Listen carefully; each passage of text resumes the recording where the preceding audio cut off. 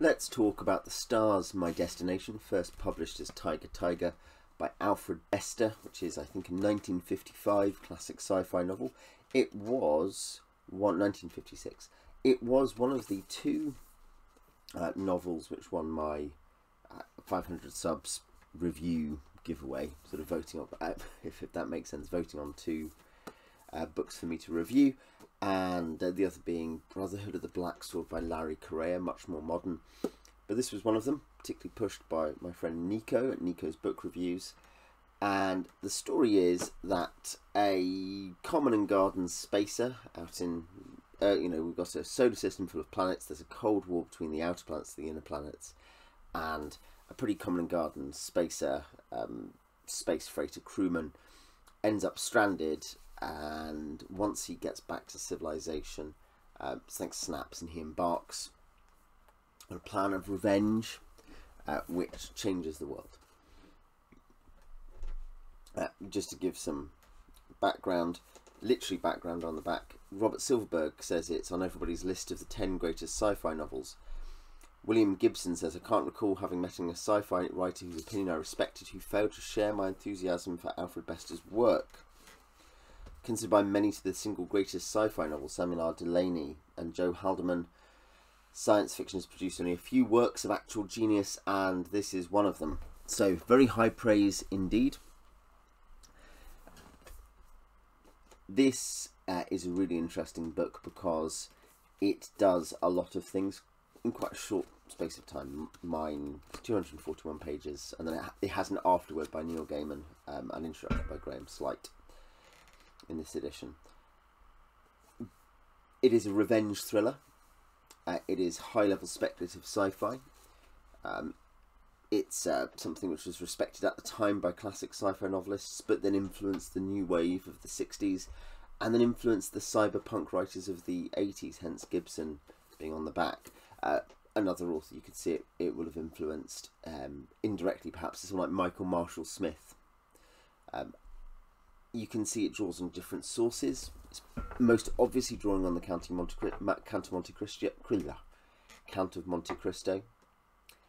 which is the great revenge thriller of someone spending 1,000 pages getting revenge for all the slights once upon a time.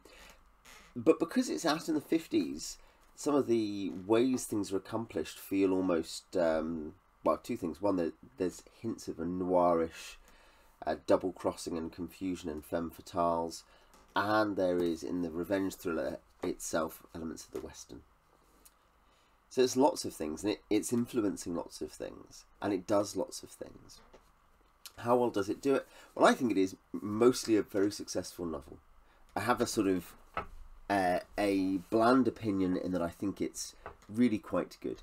I think there's some stuff. The biggest thing that people, I think, and this is what Neil Gaiman talks about in the afterword, the biggest thing perhaps is that Gulliver Foyle, the protagonist, really an anti-hero for much of it. He is a psychologically fascinating character. He's very dark, destructive. He's obsessed with revenge, and what he does on the course of his revenge is very dark. It's a thing that when we think about, well, as we finally hit the noughties, we started getting these dark grown-up novels. There's actually what I think is a weirdly naive comment from Gaiman at the back about how you have to get used to the fact that dark stuff in this is not as explicit as you expect it now, and that might feel like a limitation, but get used to it in the time. But actually it's as dark or darker than lots of grim-darky stuff.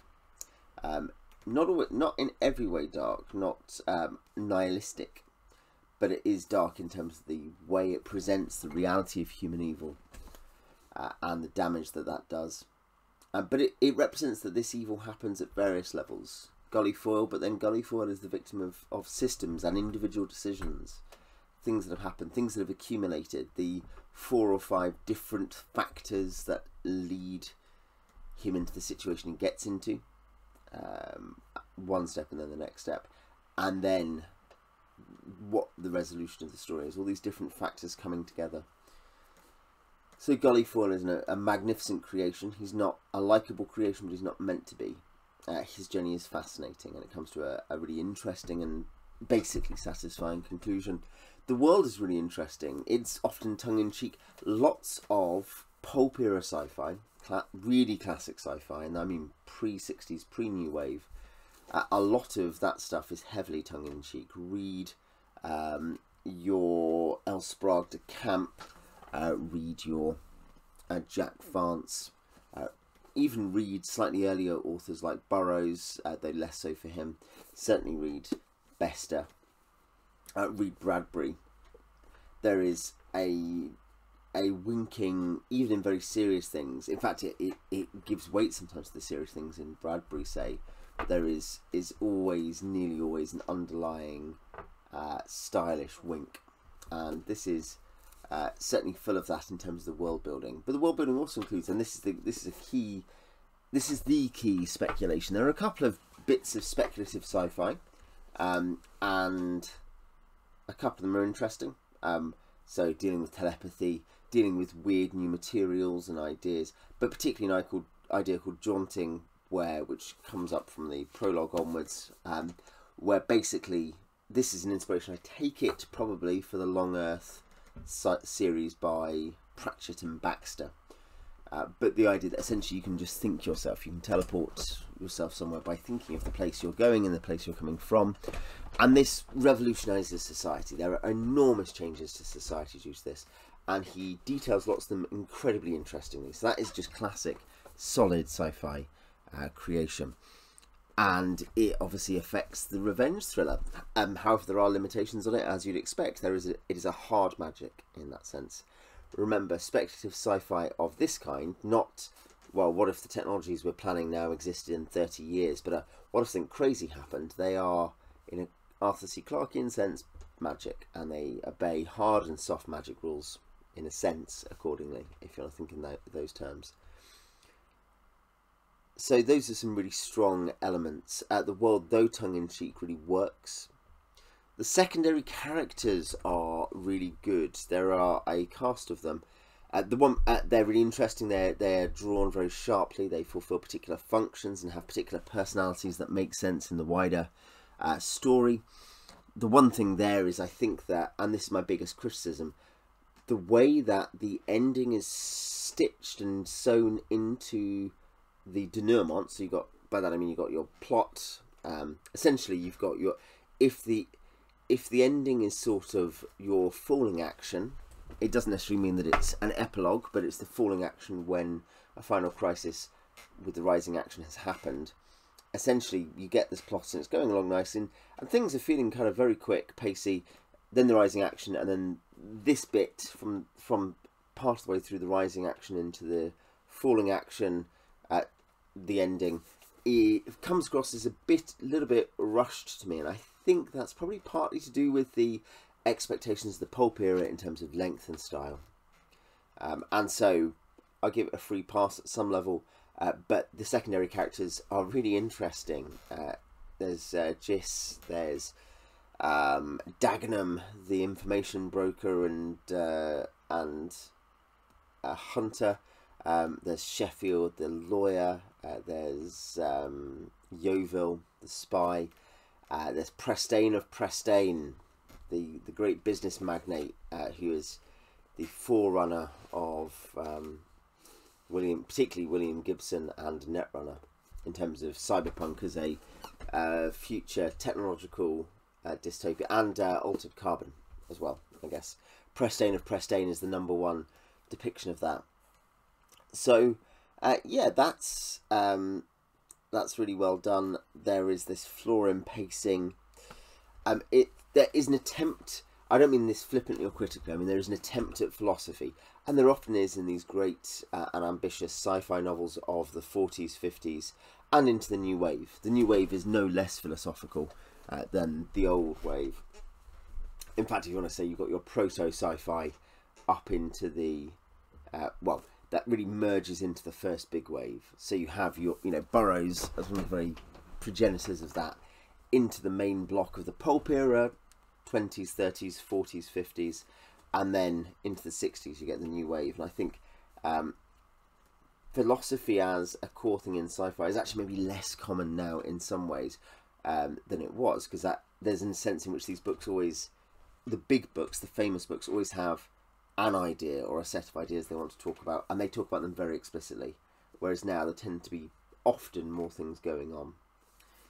And here, the ideas to do with what makes man animalistic and destructive, what makes men cultured, civilized, what creates self-control and self-respect, and general things about human identity and the cosmos, and I guess what our species needs to do to survive. And this is an interesting parallel to Canticle for Leibowitz, which I reviewed recently, which is that this is written in the 50s, pretty much, I think it's released the same year as Canticle for Leibowitz, or within a year, in terms of the novellas for Canticle, not the bind-up.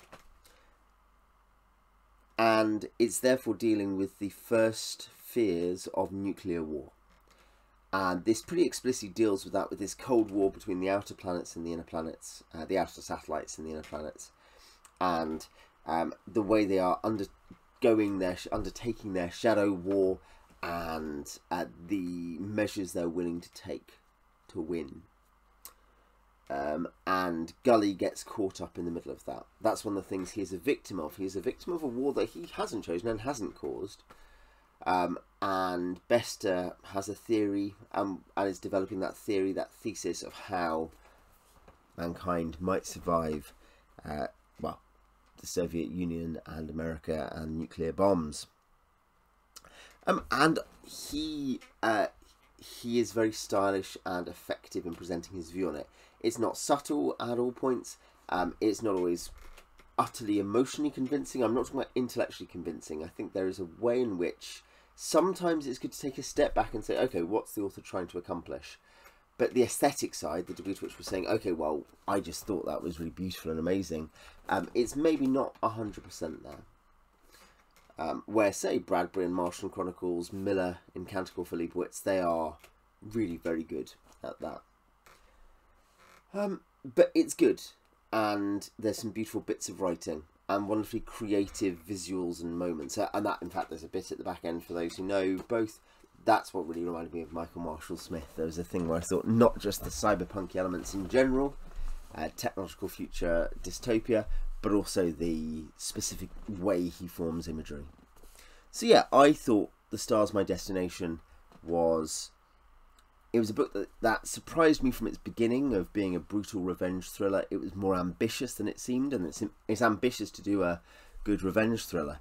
It was more ambitious than that. It was creative. It was good with characters, particularly Gully, who is one of the great creations, if not always an enjoyable creation, in the way that we might want our characters to be fun.